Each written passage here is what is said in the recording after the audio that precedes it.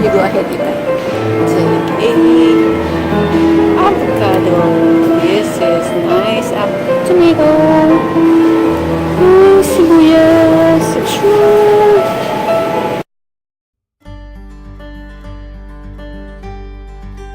Hi, my name is Charo and welcome to my cuisine. If you are new to my channel, please like and subscribe. The last time I made cornmeal octopus hotdog, and this time is octopus hotdog without filling on it. What you need for octopus hotdog is any kinds of hotdog. Okay, so what I'm going to do is I'm gonna cut over here into a I think maybe like 6 cup.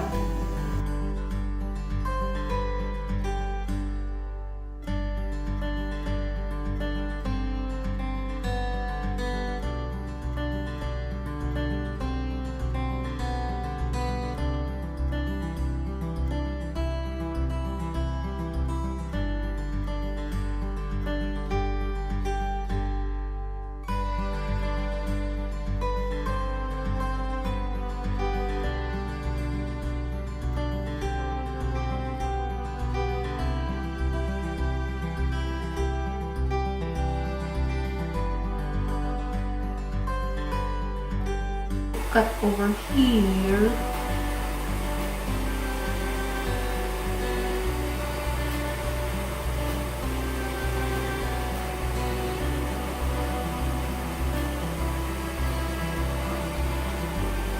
To create eyes.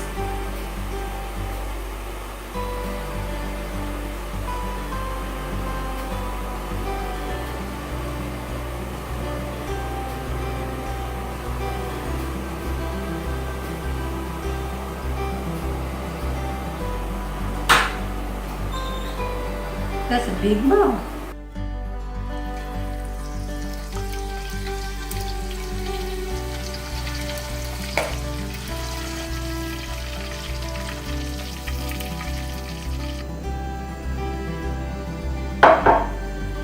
Octopus hotdog. This is much more enjoyable when you and your children are together. Please like and subscribe for more videos. And see you next time, guys. Bye!